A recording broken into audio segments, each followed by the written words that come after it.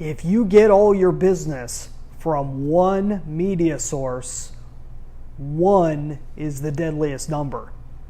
Hi, I'm Brian Pombo. Welcome back to the Orange Office. I'm with BrianJPombo.com, and this is Brian J. Pombo Live. Today we're going to be talking about the concept of one being the deadliest number out there. I think that actual quote comes from Dan Kennedy.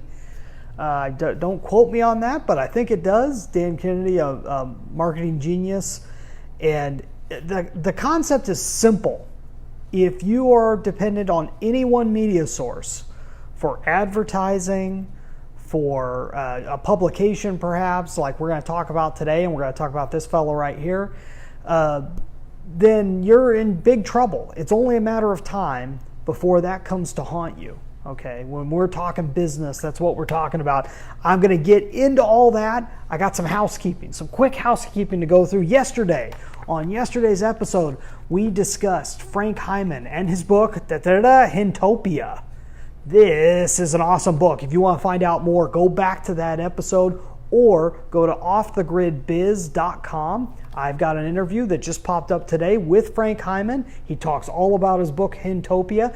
And even if you aren't interested in chickens, okay, if you're interested in building a business and learning how you can use the writing of books, the speaking at events, and so on, to be able to help you build your business, this is a great episode to listen to.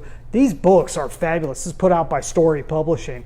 Look at the quality. I don't know if you could see that well from here, but it's really high-end stuff. This is not just some self-published thing. Not that there's anything wrong with self-publishing, but Storey Publishing does a great job. This whole book is about how to build habitat from top to bottom, including feeders and everything else for chickens, especially if you're on a budget. So Hentopia, check that out, Frank Hyman. I told you I was going to show you the book.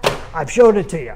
Also, if you are a business owner or an executive in the self-reliance field, meaning you have products, services, a storyline that encourages people to become more self-reliant, you're somebody I'd like to talk to, go to dreambizchat.com. Go and check out the video there. It's self-explanatory. It'll give you an idea of what I'm offering, and it's free. It's completely free, dreambizchat.com. Go check it out. Third thing I want to talk about before we talk about this handsome gentleman, we are talking about David and Beth Pruitt, who were with AMP3. It's a fabulous emergency prep website. We're going to be talking more about them later. I spoke with them this morning, got to hang out with them on their Mountain View Ranch out in Sam's Valley. Fabulous time, salt of the earth people, like my friend Richard used to say, and I look very much forward for you to hear our conversations that we're having together. I wasn't even going to be talking with them about the Mother Earth News Fair, but it came up, and they got to tell me what they thought about the Mother Earth News Fair and their experiences with it and why they think it's so cool. So we'll be talking to them later. That podcast will be coming out after this mini-series that we're putting out right now on the Mother Earth News Fair. Now, the first episode that we have out, I'm getting back to the subject. First episode that we put out was yesterday. The mini-series on the Mother Earth News Fair. Once again, go to offthegridbiz.com to hear the Off the Grid Biz podcast. You're going to want to go to episode 8 with this gentleman. His name is Andrew Perkins. Andrew Perkins is the events and business development director, I believe, for Ogden Publications. Ogden Publications are the folks that put out Mother Earth News, and they put on the Mother Earth News Fair. Why do they put on the Mother Earth News Fair? Mother Earth News has been around since late 60s or 70s, or I don't have the date right in front of me. They've been around for a while. They used to have a whole setup that people can come and see. It was static. It was in one spot, and this is horrible. I'm forgetting the name. You're going to have to go listen to the podcast to find out the name. The name of their setup that you can go and see a physical representation of what their magazine was about. Well, that had gone away years ago. When Ogden took over the publication, they said, hey, what if we can have something similar? And they said, well, why don't we do an event? And we could have an event, people can all come and see it. We could have people put on, it's basically an expo for homesteading and everything that goes along with Mother Earth News that we've talked about on previous episodes. I got a great interview here with Andrew Perkins. Go and listen to it. And the one thing he pointed out that I think is so important is they're being able to survive as a magazine. I mean, how many magazines are left anymore, right? Print is really having a tough time. But look at how they've been able to survive. They've created a physical environment for people to interact in. They've created community by doing that. I think it's a point we don't even make that much on that episode, but they've built up a community. I found this out, and there goes Andrew. My screen's gone.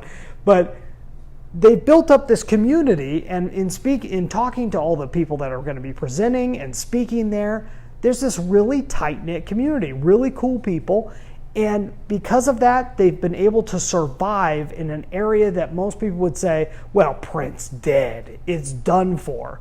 No, it's not done for. It's just got competition now from online text and so forth. So it's not on its own anymore. Because of the competition, people have to be more wily. You have to have more than one media set. You can't just be coming from one spot. You'll last for a while. You won't last forever.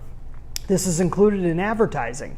If you are advertising and you get most of your people from one area, that's fine, but you have to diversify. You have to have media diversity. Media diversification is what is the name of the game. You got to get out of your comfort zone and grow how many places you are reaching your crowd, your market, whether it be people that you're current customers, whether it's potential customers, or whether it's past customers. You need to be meeting them in every chance that you can. Every format of media possible is the way you got to think about these things. Otherwise, you get bogged down with one thing, all of a sudden that media is gone, or that media gets competition that wasn't there before, and your whole business is over. You don't want that. I don't want that. So diversify your media. Go listen to that podcast. Tomorrow, we are going to be talking about expertise and an interview that I had with Deborah Neiman, who is the thrifty homesteader. She's got a secret to how to become a very well-known expert, and she did it all. It all happened over many years, but it happened magically, and it's something that you can copy. We're going to talk about that tomorrow. We'll see you back here. In the meantime, get out there and let the magic happen.